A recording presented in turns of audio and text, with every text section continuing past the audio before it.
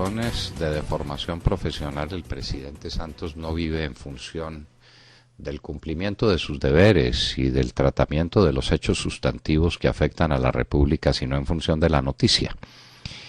Y entonces él es un productor de noticias. Y como necesitaba alguna que tratara o que le sirviera al propósito de encubrir los graves acontecimientos que agitan la República, le pareció muy a propósito dar una noticia. Y la dio: crisis ministerial. Pero el presidente Santos no valora lo que las cosas significan. No le da el sentido prístino a ciertos movimientos y a ciertas decisiones administrativas que tienen un efecto enorme. Él piensa en el editorial del día siguiente, y en la expectativa, y en los comentarios que se harán, y en la manera como se enfrentará el juego, el viejo juego nacional de apostar a quiénes serán y quiénes no serán los ministros. Pero esto no es serio. En un naufragio no se puede aprender a nadar. Lo dijo el doctor Alfonso López Michelsen en una frase memorable. Estamos en un naufragio, estamos en una situación crítica, por donde se la mire. Y entonces uno se pregunta quiénes van a ser los ministros que van a presentar, o las personas, los colombianos que van a presentar su nombre para llegar a unos ministerios que van a ser un verdadero calvario, cuando no tienen en sus manos ni la capacidad ni el tiempo para resolver los gravísimos problemas que van a tener que manejar por cuenta de su aceptación en el gabinete. ¿Quién quiere ser ministro del Interior? Para manejar un orden público inmanejable y para salir luego al Parlamento a gobernar una tribu cada vez más díscola y cada vez más ambiciosa de mermelada. A ver, ¿qué política es la que se puede hacer con un Parlamento donde todo lo que se está discutiendo es qué me toca a mí y qué le toca al de más allá? Y a repartir rapidito porque viene el tiempo de la veda contractual. Ese ministerio será una tortura. ¿Quién quiere la Cancillería? Para tener que tratar con el señor Ortega y para tener que administrar el desastre de la pérdida de los mares de San Andrés, vecinos a San Andrés, como resultado de unas declaraciones improvidentes e impertinentes de la ministra que deja el cargo. ¿Quién quiere ser ministro de Hacienda cuando ya pasaron las épocas felices y hay que ir a enfrentar una revaluación que ya no es manejable, una situación fiscal que es cada vez más endeble, una situación monetaria que empieza a preocupar por muchos aspectos? ¿Quién quiere ser ministro de Hacienda en esas circunstancias? ¿Quién quiere ser ministro de la industria en momentos en que la industria cae el 5,5%, que la industria está vencida, que no hay nuevos planes industriales importantes, que todo está por crearse, se va a crear en 11 meses que tendrá ese pobre ministerio? ¿Quién quiere ser ministro de Transporte cuando no se trata desde ese ministerio de diseñar y poner en ejecución las grandes obras viales que el país necesita, sino defenderse de los paros camioneros, defenderse del premio de los combustibles más caros de América Latina? ¿Quién quiere ser ministro de Salud cuando se trata de un sector desvencijado, sin nuevos hospitales, sin nuevas clínicas, sin posibilidades de transformar la situación de salud de los colombianos, que es cada vez más precaria en tantos sectores de la vida nacional? ¿Quién quiere ser una y otra cosa?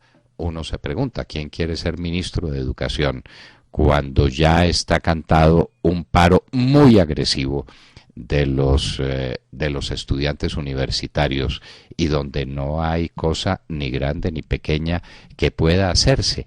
En síntesis, uno hace este recorrido y dice, ¿quién quiere ser ministro?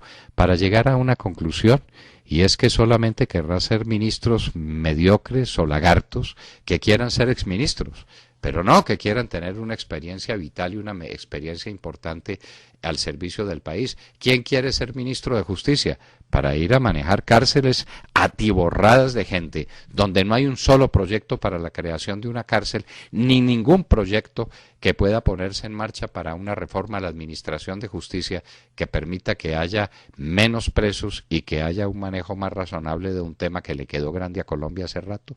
¿Quién quiere serlo? Pero el presidente Santos, en medio de estas dificultades, en medio de este naufragio, ha decretado una crisis ministerial. ¿Eso qué significa en la práctica, oyente querido, en este momento? Que no hay gobierno. El gobierno está compuesto por el presidente y por los ministros. Jurídicamente hablando, el ministro lo seguirá haciendo mientras no venga otro que lo sustituya. Pero políticamente, ¿qué puede hacer un ministro renunciado?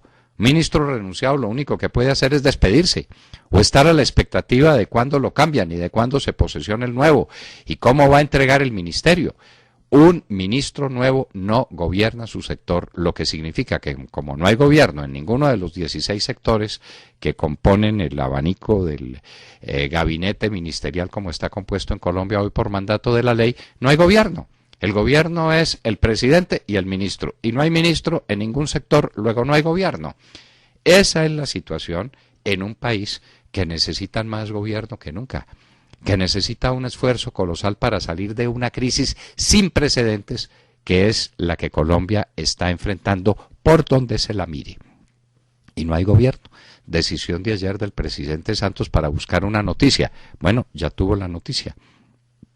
¿Cuándo van a venir los cambios en el gabinete ministerial? No tiene la menor idea el presidente Santos.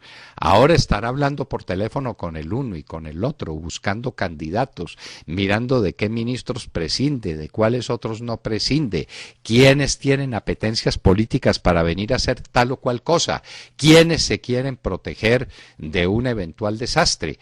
Y luego, si el directorio este o aquel tiene un candidato, será cosa de hablar con el candidato y preguntarle si quiere ser ministro, si se quiere posesionar, cuándo se puede posesionar, porque es que ese es otro tema. Los ministros no se posesionan automáticamente, eso pasa un tiempo y el país no tiene tiempo que perder.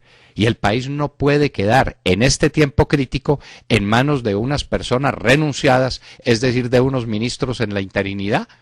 El presidente Santos, tras de una noticia, declaró su gobierno en interinidad, que es lo peor que le puede pasar a un país en cualquier circunstancia.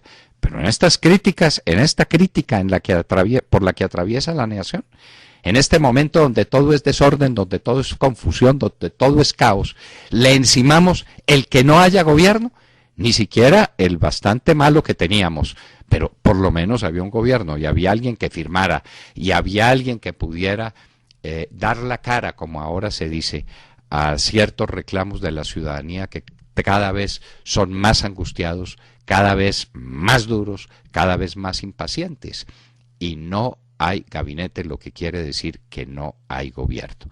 El presidente Santos volvió a sacrificar la nación por una noticia. Ya tiene la noticia. Ahora, señor presidente, ¿qué va a hacer usted con esta pobre nación?